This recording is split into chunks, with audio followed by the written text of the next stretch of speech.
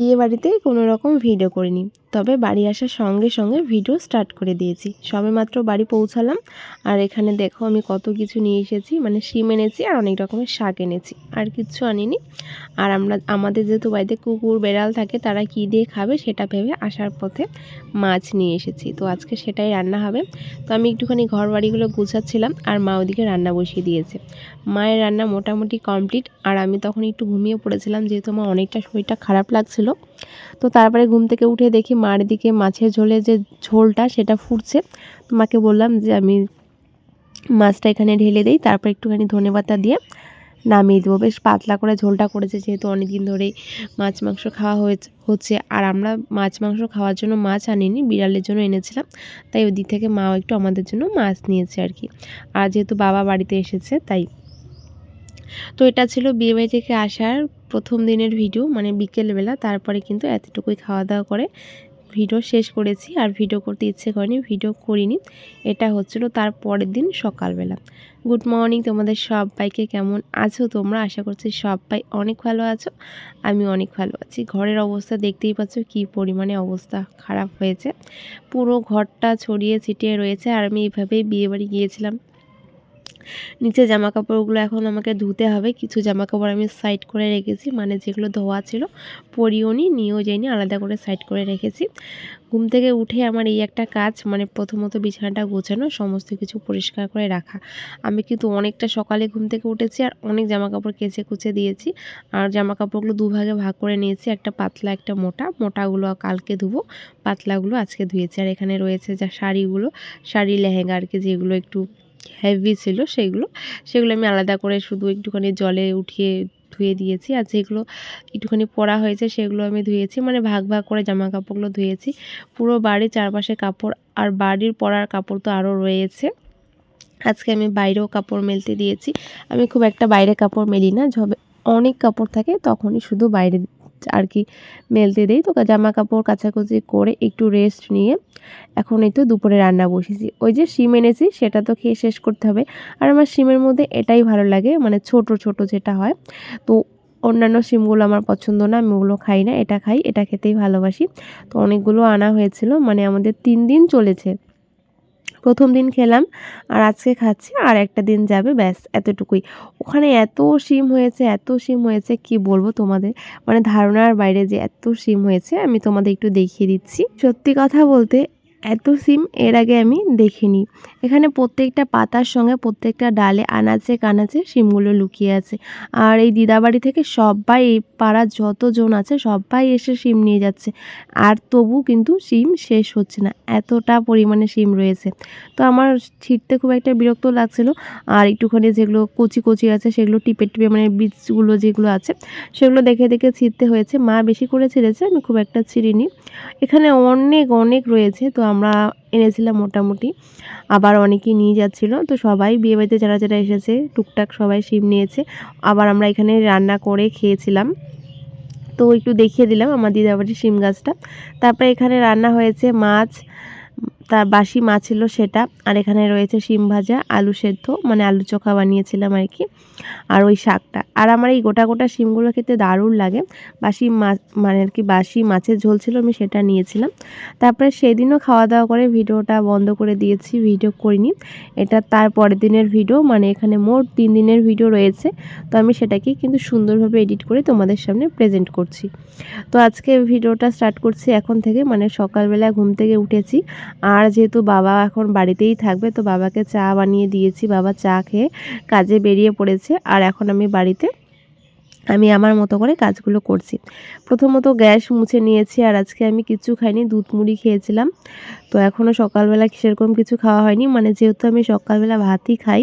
তো আজকে কিছুদিন থেকে মা দুধ নিচ্ছে, তো আজকে একটুখানি দুধ মুড়ি খেলাম। নয়তো দুপুরবেলা যেহেতু আমি ভাত খাই না, তাই দুপুরবেলার জন্য দুধ মুড়িটা ছিল। তো আজকে একটু দুধটা বেশি ছিল বলে সকালবেলা দুধ মুড়ি খেয়েছি, ভাত এখনও খাইনি। আর আমি কিন্তু আমার বাসি কাজকর্ম করা স্টার্ট করে দিয়েছি। প্রথমত গ্যাসটা মুছে ঘর গুছিয়ে, মানে রান্নাঘরটা গুছিয়ে বাসন টাসন বের করে কুয়োপাড়ে রেখেছি, সেইগুলো মাজবো। তারপরে কিন্তু ঘরটাও মুছে বের করব।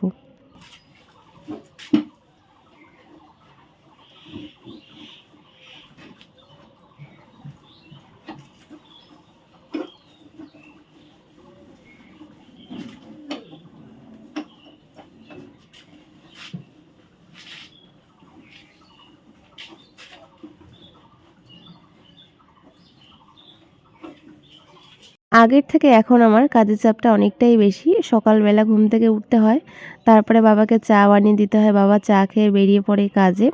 তারপরে এই ঘর গুছানো ওই ঘর গুছানো, আগের থেকেই তো গুছাতাম, তবে এই ঘরে বিছানাটা যেহেতু আমরা ঘুমাতাম না, তো এই ঘরটা ফাঁকাই পড়ে থাকতো। এখন যেহেতু এই ঘরে ঘুমোচ্ছি, তো এই ঘরটাও গোছাতে হচ্ছে প্লাস ওই ঘরটাও গোছাতে হচ্ছে। সময়টাও একটু বেশি লাগে আর ঘুম থেকে তাড়াতাড়ি উঠতে হয়, বাবাকে চা করে দিতে হয়। আগে আমি আমার ইচ্ছে মতো উঠতাম, তবে এখন একটু সকালবেলায় ঘুম থেকে উঠছি, বাবা ডেকে দিচ্ছে তারপরেই কিন্তু ঘুম থেকে উঠছি। তো ঘুম থেকে উঠে প্রথমত ওই একটাই কাজ, চা বানিয়ে দেওয়া, বাবাকে 1 কাপ লাল চা করে দিই। তারপরে আমি আমার কাজকর্ম শুরু করে দিয়েছি। রান্নাঘরটা খুব বাজে অবস্থা হয়ে থাকে, তো এই রান্নাঘরটা গুছিয়ে মুছে কুছে এখন এসেছি শোয়ার ঘরে, আর ওই ফাঁকে কিন্তু বাবার ওই ছোট্ট ঘরটাও গুছিয়ে নিয়েছি। এখন আমি আমার ঘরটা গোছাচ্ছি, মানে আজকে ঘর গোছানোই আছে, ঘরে কোনো রকম কিছু নেই, শুধু বিছানাটা, বাসি বিছানাটা একটুখানি তুলে রাখবো, ব্যাস এতটুকুই। তারপরে বাইরে যা সমস্ত কাজ আছে সেইগুলো করব।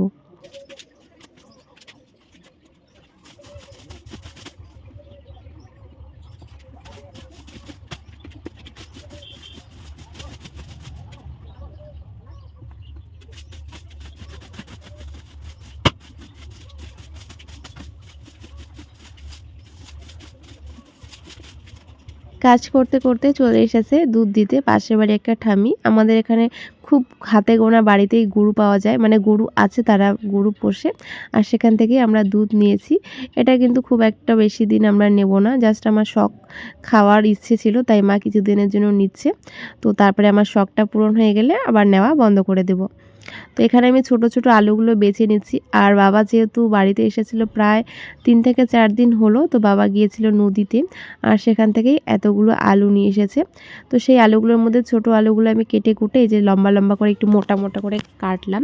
আজকে এভাবেই আলু ভাজা হবে, আর তার সঙ্গে আমাদের যে আর কি রাজবংশীদের প্রিয় খাবার লাপা শাক, তারপরে এখানে বেথো শাকও আছে হয়তোবা, সেটার যে একটা ছেঁকা টাইপের হয়, তো সেটাই আজকে রান্না হবে। তো সেটা আমি রান্না করতে পারি না, আমি আলু ভাজাটা আর ভাতটা করে রাখবো, আর মা ছেঁকাটা করবে।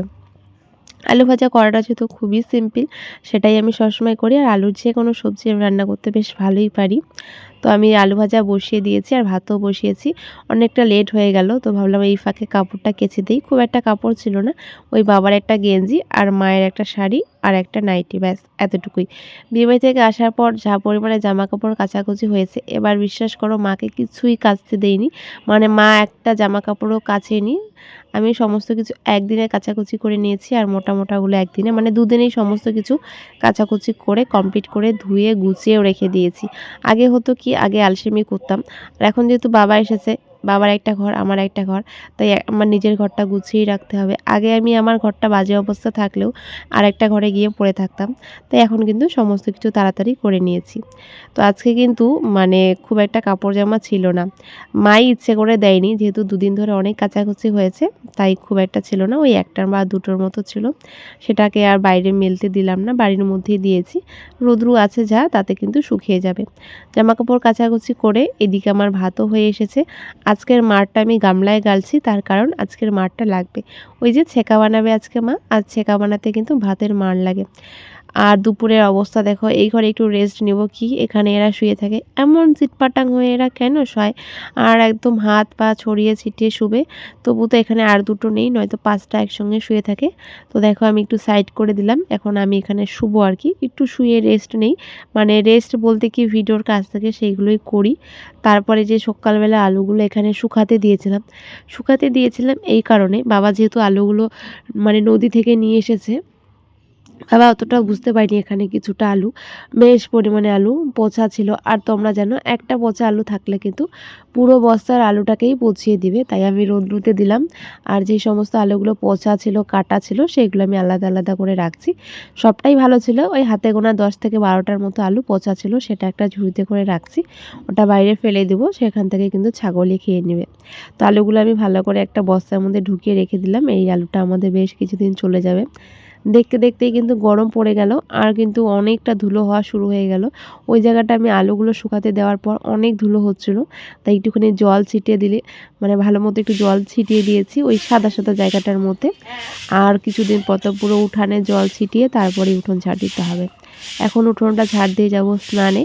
আর মা বাকি রান্নাটা মা করবে। মা বাজার থেকে সবেমাত্র এলো। আর মার পিছন পিছনে কিন্তু কতগুলো বিড়াল দৌড় মারলো। মানে মা বাজার থেকে আসলেই ওরা কিন্তু ওই আমার মার পিছন পিছন দৌড় মারে। তো চলো উঠোনটা ঝাড় দিয়ে স্নানে যাব, তারপরে মা রান্না করছে সেটাও তোমাদেরকে দেখাচ্ছি। তো এখানে কিন্তু মায়ের রান্না মোটামুটি কমপ্লিট, আর একটু সিদ্ধ হলেই নামিয়ে নেবে। এটাই সেই রান্না, আমাদের ট্রেডিশনাল রান্না ছেঁকা। অনেকেই খেতে ভালোবাসে, অনেকেই বাসে না। আমার খুব একটা ভালো লাগে না, মা আর বাবা খেতেই ভালোবাসে। বাবার আবদারেই আজকে আর কি রান্নাটা হয়েছে। আমি ঝালটা অনেকটা দিয়েছে। তো এটাই হয়েছে আজকে রান্না, ছেঁকা আলু ভাজা আর তার সঙ্গে শিম ভাজা। এটা শিম কিন্তু বাজারের কেনা শিম, ভালো লাগে না, আমি খাইও না। আর এদিকে রয়েছে বাসি আলু ভাজা, গাজর ভাজা আর মাছের ঝোল। তো আজকের ভিডিওটা এতটুকুই থাকলো। সবাইকে টাটা।